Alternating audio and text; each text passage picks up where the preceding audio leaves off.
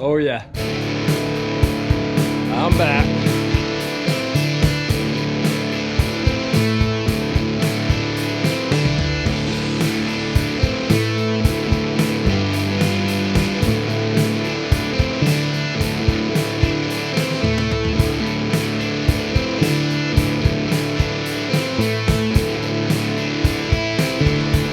It has been a really long time. As everybody know, life gets really busy, but a lot has changed. Not necessarily on the truck, but I've got my own little setup here now. You guys might have seen on a short on YouTube or on Instagram. My dad ended up building a garage underneath his patio, and we moved this down here, and so now I don't have to spend an hour every day taking it out. But yeah, I'm able to get a little bit here and there done. I unfortunately have been really busy, and I've probably spent like 30 minutes on this total in the past 6-7 months. Right now I'm going to school in the mornings, and then I work 2 jobs until 10 at night. And then on top of that, got my own little family now. We had a baby and so that's been a lot of fun, but baby definitely needs attention more than my truck does. My wife and baby went on a little trip to Disneyland, and my wife got after me for not being so bummed out, which I miss them a lot, but I get to work on my truck. Don't worry, babe, I miss you. But this is kind of the setup we've got going on right now. This is what it's looking like. It's really nice. I pretty much can just leave everything where I leave it out, so I can just get right back to it. We also, on top of everything being built, we had to add air hose lines and then a welder line, and done a little bit here and there. There's the man who's made that possible. I made a mess of it. Yeah, oh, it's all right. Looks good in here, and it keeps me warm. I don't have to work outside anymore. Yeah, stay out of the weather. Oh yeah. But I've just been working on rocker panels still, basically since my first video. That was 2 years ago now, almost next month. And but we've welded a little bit on there. We only got a MIG right now because everything costs an arm and a leg. I think TIG would probably work a little better, but I'm also learning. We got little turkey turds right there, so I kind of have to fix a lot of my mistakes, but we patched a lot of holes. Still got a little bit of touching up to do on that, and that's pretty much where we're at. I don't think we've done anything else really, have we, on it? No. But sometimes I was able to spend like a half hour here or there working on it, but yeah, so I think we're just gonna keep patching holes right now. I'm gonna try and work on it all day, see how late I can stay up, because yeah. I don't know the next time I'll have something happen like this. Motivate, get it done. Like I said, I have very little welding experience, and so I'm still learning. I think my biggest issue is that I'm a little impatient when it comes to welding. I didn't realize I have to let it cool down as much before I zip it each time. But gotta start somewhere, right? Couldn't find headphones, so I'll just use tissue paper. PPE, right? I feel like I look like I'm gonna go fight some blue people and take their land for personal gain. We were just recently introduced to flapper discs, and you just tried it out, right? Yeah. Yeah, you like it? I like how smooth and how quick. I was getting tired of how long it took to grind stuff, so I looked it up, and then I talked to a friend that welds, and everybody pointed at these, and it makes a difference.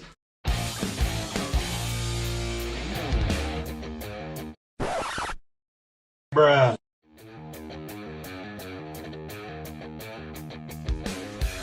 Yeah, that flapper disc works significantly quicker than the die grinder. I still probably gonna have to use it for a couple of these tight corners. My welding's getting better, but it's definitely got a lot of work still though, but that one filled up all the way for the most part. But for some reason, if you can see right here, when we welded, probably because I was the one that welded, it didn't bond for some reason. I've already ground those off. So I'm gonna have to, first of all, I needed to go on the inside of these spot welds anyway, but I'm gonna have to clamp this together to make that work. And yes, I cut my hair. A new haircut? Yes, I did. Thank you for noticing.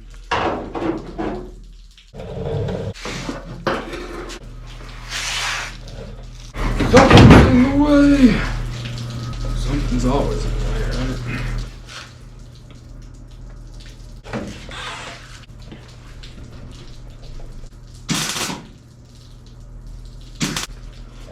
Might need to have Daddy help me with this one.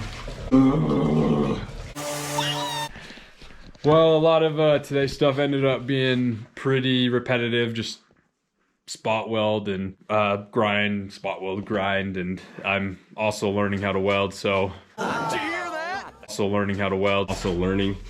So I'm still learning. Yeah, I know. It's kind of a slower process, so my dad ended up helping me grind those out real quick. Thanks, Daddy. Hey.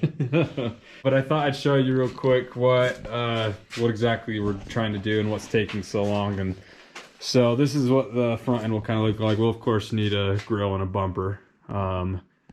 The 81 is when they started kind of going a little bit more with the square body, and then I think they had an 82 after that, maybe an 83, but then nobody liked those, so they discontinued them.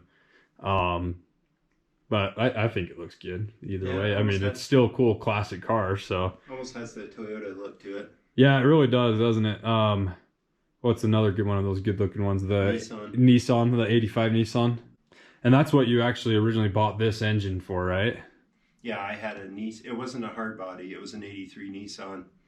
And after realizing I wouldn't be able to license it because of emissions and all that crap, I decided, maybe I'll just get rid of it. Yeah, that's true. I've been going through the emissions program, and I didn't realize how, I don't know, maybe I shouldn't say that. Yeah, that's a good word, complicated they are.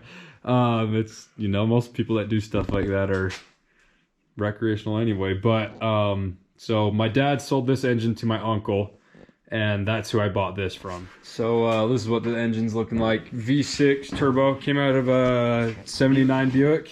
Yep. 79 Buick, so. I bought that on the Daily Herald.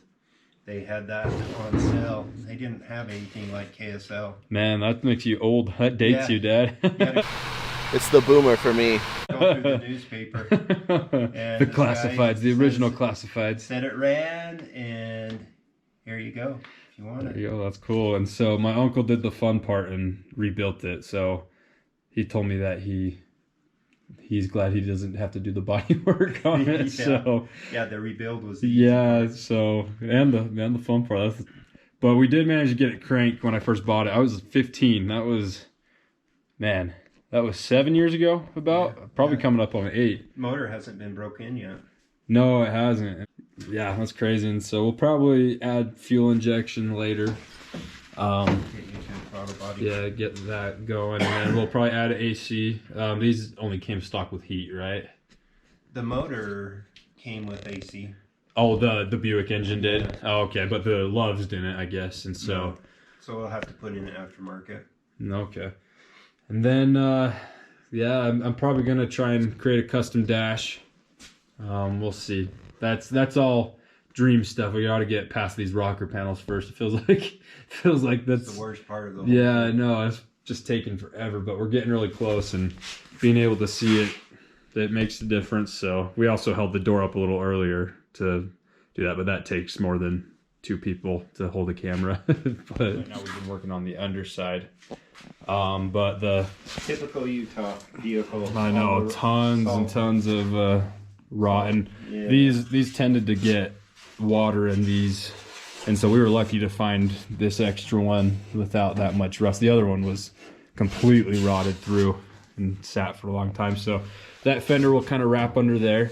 But what we're working on right now is the underside, and so we're just spot welding that in. And you guys saw in most of my videos I was creating this whole black backing plate, and you know, learning and all that takes time too. I'm definitely better than my first few tries, but I've still had to grind away a lot of my mistakes. So, and then we have to grind them down anyway. But yeah, so hopefully it's not another 8 months before I can work on it again, but life is life, right? Part of the fun. Oh yeah. Well, thanks guys. We'll see ya.